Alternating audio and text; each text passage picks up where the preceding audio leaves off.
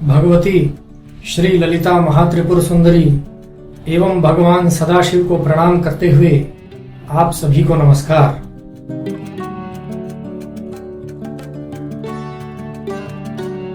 आज हमारे दर्शकों की जिज्ञासा श्रावण मास के महीने के बारे में है। श्रावण के सोमवार को भगवान शिव का अर्चन, उनकी पूजा किस प्रकार से की जाए, इस विषय में हमारे दर्शक जानना चाहते हैं। अपने ज्ञान एवं सामर्थ्य के अनुसार आपकी इस जिज्ञासा को शांत करने का हमारा प्रयास रहेगा। प्रिय दर्शकों, हमारे आदि ग्रंथों में, हमारे ऋषियों के वचनों में बहुत से इस प्रकार के प्रमाण मिलते हैं, इस प्रकार की शिक्षाएं मिलती है, जिसमें कि यह बताया गया है भगवान शिव का अभिषेक करने से भोग एवं मोक्ष अर्थात सांसारिक सुखों एवं मुक्ति की प्राप्ति होती है। डामर तंत्र, मंत्र महार्णव, मंत्र महोदधि, शिव पुराण, लिंग पुराण, स्कंद पुराण इत्यादि ऐसे अनेकों ग्रंथ हैं जो कि भगवान शिव की अर्चना के विषय में और विशेषकर भगवान शिव के अभिषेक के विषय में, जल इत्यादि पदार्थों से उनका अभिषेक करने के विषय में हमें उपदेश देते हैं और उनका पुण्य फल प्राप्त होने के विषय में भी बहुत सी जानकारियां देते हैं। मित्रों, भगवान शिव का स्वरूप, उनकी प्रकृति एवं उनके विषय में अन्य भी बहुत सी बातें आप सब लोग प्रायः जानते हैं और अनेकों शास्त्रों के द्वारा, अनेकों स्रोतों से आप इस बारे में जानकारी लेते रहते हैं। किंतु आज हम आपको विशेषतया श्रावण और श्रावण के सोमवार को की जाने वाली भगवान की पूजा और अभिषेक के विषय में बताएंगे। भगवान शिव नीलकंठ है, अपने कंठ में विष को धारण करते हैं। उस विष का प्रभाव कम करने के लिए हम सामान्य जन यथाशक्ति यह प्रयास करते हैं कि जल से अभिषेक करके, दूध से अभिषेक करके भगवान शिव को उस विष के प्रभाव से कुछ राहत दिलाई जा सके, या फिर ऐसा माने कि प्रकृति द्वारा प्रदत्त इन पदार्थों को हम पुनः ईश्वर को अर्पण करते हैं और अपनी ओर से कृतज्ञता ज्ञापित करते हैं। जब जल से अभिषेक करते हैं तो उससे शीतलता प्राप्त होती है। इसलिए हमारे शास्त्रों के अनुसार भगवान शिव को जल चढ़ाने के लिए, उनका जल से अभिषेक करने के लिए भयंकर गर्मी के दिन अर्थात ज्येष्ठ मास और आषाढ़ मास सर्वोत्तम बताया गया है। उसके साथ साथ श्रावण मास में जब प्रकृति भी जल की वर्षा करती है, बहुत शीतल जल हमें प्रदान करती है, तो उस श्रावण मास में इस अभिषेक का महत्व और अधिक बताया गया है।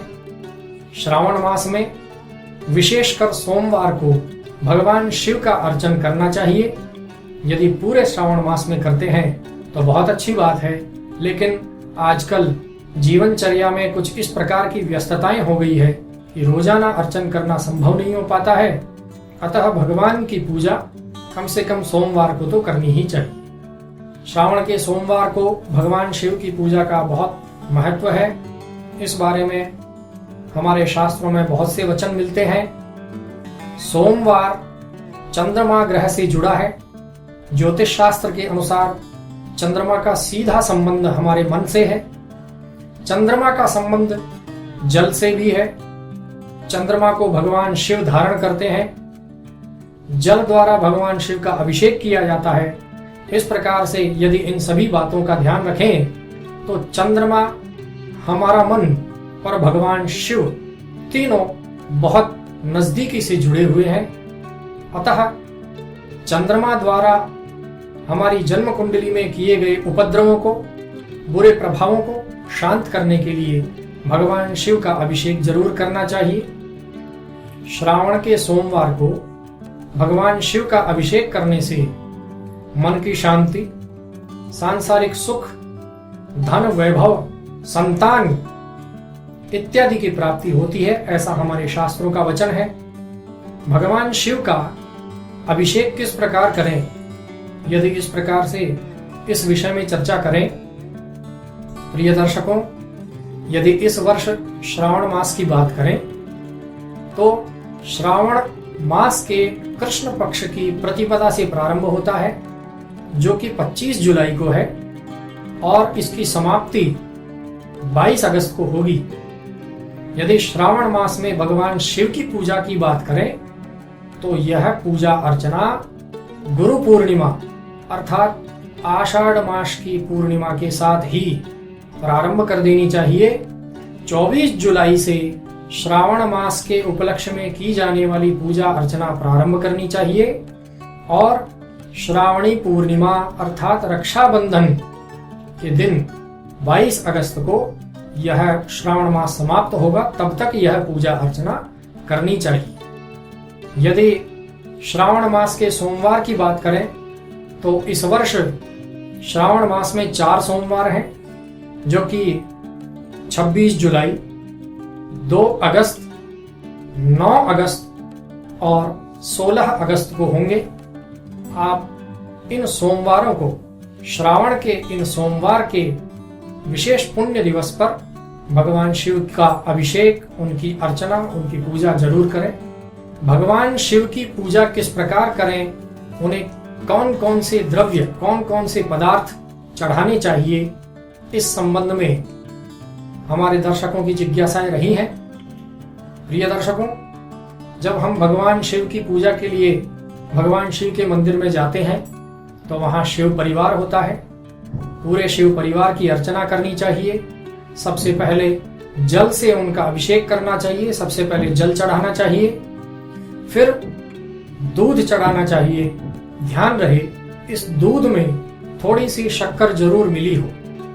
शक्कर मिला हुआ यह दूध सभी को चढ़ाना चाहिए, और इसके बाद वापस शुद्ध जल से स्नान करवाना चाहिए।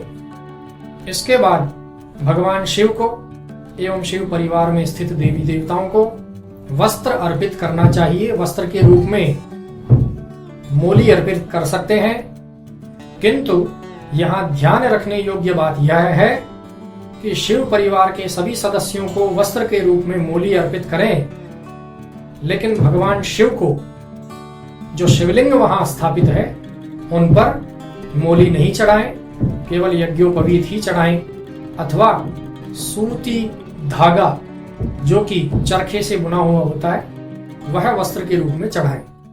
यज्ञोपवीत और वस्त्र के बाद चंदन अर्पित करें। भगवान शिव को 3 रेखाओं वाला त्रिपुंड लगाएं, और उस त्रिपुंड के बीच में एक बिंदी अवश्य लगाएं। त्रिपुंड भगवान शिव का द्योतक है, और इस त्रिपुंड के बीच में लगाए जाने वाला यह गोल तिलक, यह बिंदी भगवती शक्ति का प्रतीक है। श्मशान में स्थित शिवलिंग पर 3 रेखाओं वाला त्रिपुंड लगाया जा सकता है, लेकिन हमारी सोसाइटीज में या अन्य मंदिरों में जब तिलक लगाया जाए तो भगवान शिव को त्रिपुंड के साथ एक बिंदी अवश्य लगानी चाहिए। इस प्रकार तिलक लगाने के बाद भगवान शिव को आभूषणों के रूप में अक्षत अर्थात साबुत चावल चढ़ाने चाहिए, पुष्प चढ़ाने चाहिए, पुष्पमाला अर्पित करनी चाहिए, और श्रावण मास में विशेषकर बिल्व पत्र चढ़ाने चाहिए।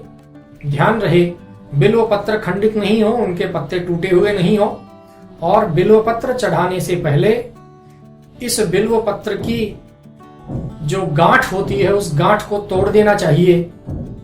यह बिल्व पत्र हमें भगवान शिव की कृपा से आध्यात्मिक, आधिदैविक और आदि भौतिक तीनों प्रकार के तापों से, तीनों प्रकार के दोषों से दूर करता है, हमारी रक्षा करता है, और भगवान शिव की कृपा प्राप्त होती है।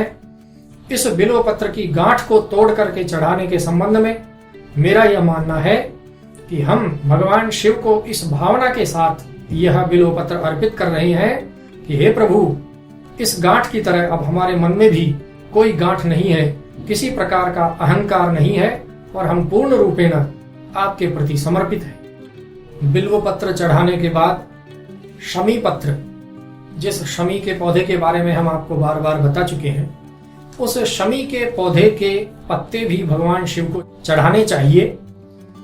हमारे शास्त्रों के अनुसार वह शमी का पौधा भगवान शिव का साक्षात रूप है और शमी पत्र चढ़ाने के साथ साथ हमें दूर्वा अर्थात दूब भी भगवान शिव को अर्पित करनी चाहिए। इसके बाद धूप अर्थात धूप बत्ती, दीपक दिखाना चाहिए और नैवेद्य अर्थात भगवान को भोग लगाना चाहिए। विशिष्ट व्यंजनों से बने हुए भोग भगवान शिव को अर्पित करने चाहिए। इसके बाद अंत में भगवान शिव की आरती करनी चाहिए और उन्हें पुष्पांजलि के रूप में पुष्प अर्पित करने चाहिए। इस प्रकार श्रावण के सोमवार को ऐसी पूजा करने से भगवान शिव की कृपा प्राप्त होती है और मनुष्य को चारों पुरुषार्थों की प्राप्ति होती है, मनुष्य का कल्याण होता है, ऐसा हमारे शास्त्रों का वचन है। हमारी संस्कृति में 4 वेद हैं। इन चारों वेदों में से यजुर्वेद 2 स्वरूपों में मिलता है, कृष्ण यजुर्वेद एवं शुक्ल यजुर्वेद। शुक्ल यजुर्वेद को भगवान शिव का स्वरूप बताया गया है। इसमें बहुत सारे ऐसे मंत्र हैं जिनमें कि भगवान शिव की आराधना की गई है। श्रावण मास में विशेषकर शुक्ल यजुर्वेद में बताए गए 1000 मंत्र ऐसे हैं जिनका उच्चारण करते हुए, उन वेद मंत्रों का पाठ करते हुए भगवान शिव को जल चढ़ाना चाहिए, उनका अभिषेक करना चाहिए। इससे भगवान शिव की कृपा प्राप्ति होती है। रुद्राष्टाध्यायी स्तोत्र से, इस नाम से विख्यात इस स्तोत्र का, इन मंत्रों का पाठ करते हुए यदि हम भगवान शिव का अर्चन करते हैं और उनका अभिषेक करते हैं तो उनकी कृपा से हमारा जीवन कल्याणमय होता है। अतः यदि संभव हो सके तो भगवान शिव का जल से अभिषेक करते समय इन मंत्रों का पाठ करें। यदि आपके पास समय की कमी हो तो रुद्र सूक्त का इसी शुक्ल यजुर्वेद में 16 मंत्र विशेषकर इस प्रकार के बताए गए हैं जिनका भगवान शिव की अर्चना करते समय, उनका अभिषेक करते समय पाठ करना चाहिए। आप इन 16 मंत्रों का पाठ कर सकते हैं, रुद्र सूक्त का पाठ कर सकते हैं। यदि यह भी न हो पाए तो सरलतम और सर्वश्रेष्ठ उपाय बताया गया है भगवान शिव का पंचाक्षरी मंत्र ओम नमः शिवाय। आप भगवान शिव की अर्चना करते समय, उनकी पूजा करते समय, उनका अभिषेक करते समय आप लगातार इस पंचाक्षर मंत्र का जप करते रहें, भगवान शिव का स्मरण करते रहें, तो इससे हमें भगवत कृपा प्राप्त होती है। यदि संभव हो तो इसी पंचाक्षर मंत्र का जप भी करें। 1, 3, 5 अथवा अधिक संख्या में, ऑड नंबर्स में, विषम संख्या में इस मंत्र की माला जप करें तो भगवान शिव की कृपा से हमारा जीवन कल्याणमय होता है। बहुत से दर्शक यह जानना चाहते हैं कि हमें सुबह सुबह बहुत जल्दी निकलना होता है ऑफिस के लिए और समय नहीं निकल पाता है सुबह पूजा के लिए, तो क्या हम शाम को पूजा कर सकते हैं? कुछ इस प्रकार की भ्रांतियां लोगों के मन में है कि संध्या होने के बाद भगवान का अभिषेक नहीं करना चाहिए। ये बिल्कुल गलत है। इसमें कोई भी शास्त्रोचित बात नहीं है। हमारे शास्त्रों के अनुसार भगवान शिव की पूजा अर्चना, उनका अभिषेक कभी भी किया जा सकता है।